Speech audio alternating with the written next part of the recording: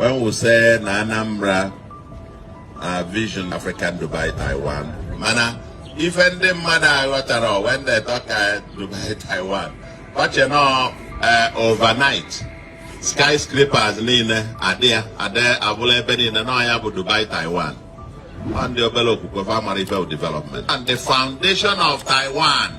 Access to qualitative education. Taiwan, natural resources. The road to Taiwan begins from there. You cannot get to Taiwan with illiterate population. Chai, Soludo, why not accept that you cannot fulfill your campaign promises instead of insulting Anambra people? No one forced you to campaign with the mantra of turning Anambra State to Taiwan or Dubai. You did it on your own, not just in this your current term when you were campaigning for governor. You also used the same mantra when you campaigned and contested against P2B in Anambra State. So instead of changing the narrative now that illiterate people are the ones preventing you from turning Anambra State to Taiwan or Dubai, is that what Soludo is trying to imply? He also said that people are taking the campaign mantra of turning Anambra State to Taiwan or Dubai literally, that he never meant it that way, that what he meant was laying the foundation for a creation or an emergence of a Taiwan or Dubai in Anambra State. The question is, why is Soludo making all these excuses and explanations now when he should have done it when he was campaigning, so as to temper expectations of Anambra people? Because the reason he was voted during the election was because people had a lot of expectations from him. This wasn't the only promise he made. He also said that he will bring foreign investors, that he will use his connections to bring people to come and invest in Anambra State. How many foreign investors have Soludo invited that invested in Anambra State? This is the question. The time of reckoning is near because Anambra State election is coming up next year. INEC just fixed the date for the election in November next year. So all these excuses is an indirect acceptance from Soludo himself that he has underperformed. He has performed below expectations. Yes, a lot of people had great expectations from him, especially because of his antecedent when he was the governor of the central bank under Obasanjo administration. And looking at his performance so far, well, it depends on the eye of the beholder or how you rate governance. But take for instance security. You will accept that Soludo has performed woefully in terms of security. Even his predecessor did far better than him, not to compare P2B. So we have seen it before. His predecessors were able to tackle insecurity in Anambra State. So no one should come up with all the excuses that the governor doesn't control the police and all other excuses that it is a federal police and all that. He should deal with the problem. That was why he was elected in the first place.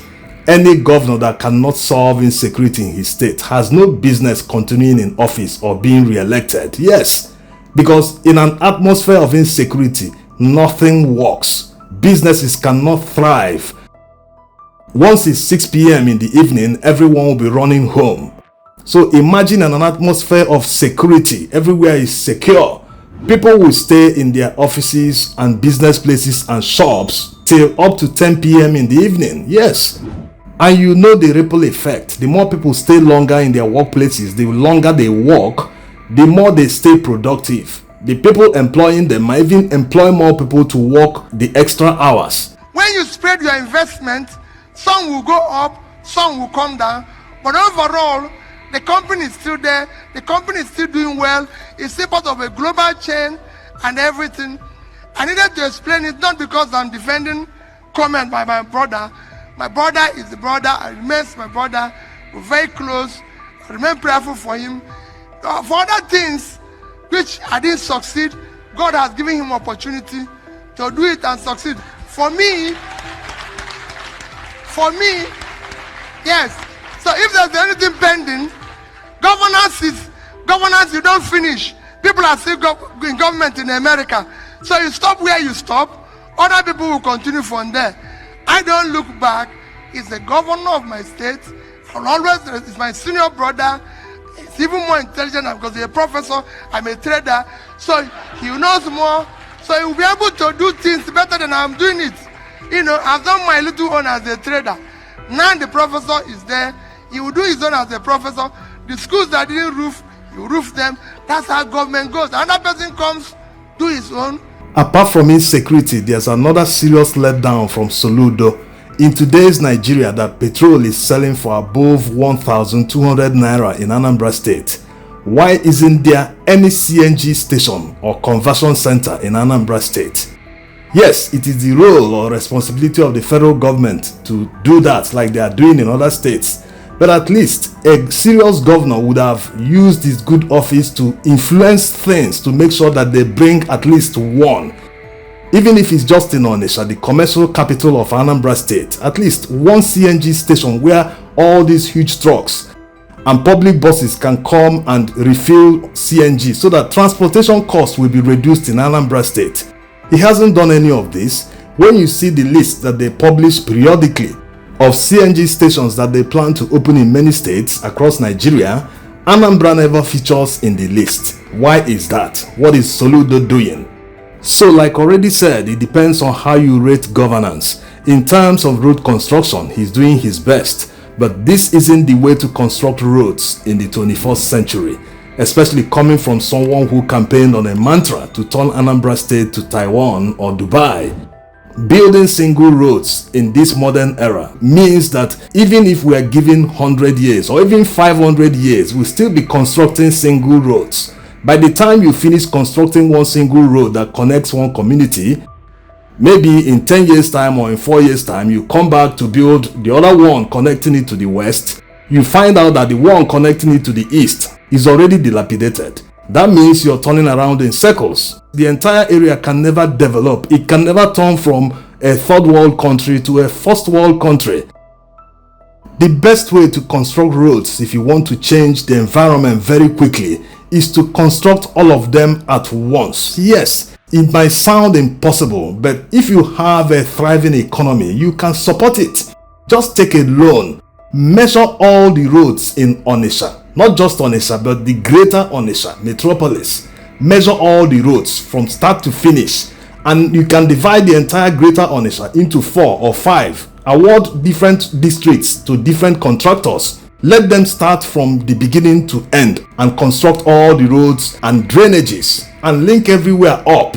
If you award these contracts and give them like 2 years to finish everything, when anyone comes back to Onitsha, he will never recognize Onitsha anymore. The issue of flooding will also be solved because all drainages have been constructed and linked together to the major channels. Also, the issue of dust and debris in our streets will be permanently eliminated. Not that they wouldn't be sweeping the roads anymore, but at least you wouldn't be seeing dust because dust comes from untarred road. When vehicles move from untarred road to the tarred ones, they bring in mud, all sorts of debris, and when other vehicles run on the sand, they kind of grind them and it becomes dust. So there's no problem in obtaining loans. The problem only arises when politicians obtain loans and embezzle the money. They can never show you where they invested the money. But when you invest that money wisely, especially in a venture or infrastructure that will repay the loans, there's no problem.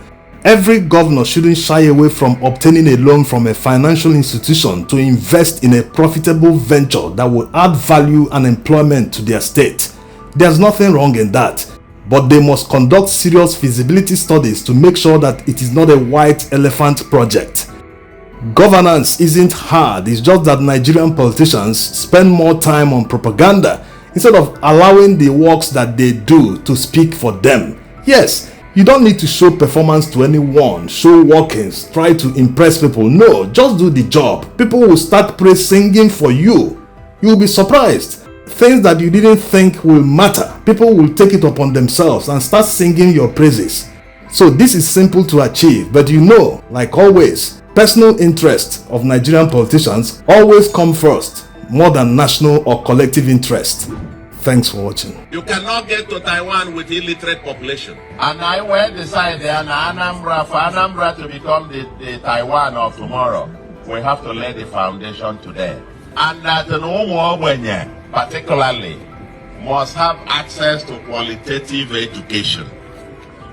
And there is no qualitative education without qualitative teachers. If you want to predict the future of any society, look at the quality of teachers and the quality of teaching. And that's why I know Batozubo, the first million in Nigeria. Governor Nabata no bido with Iwalo, Iwende Madnolo. On our governors, Onye Napo, Onye Lucia, 8 years, 2 months to go. Oh well. Yes, the wage bill to Nabatan. Our own educational structure, they're very unique. The foundation will carry everybody along.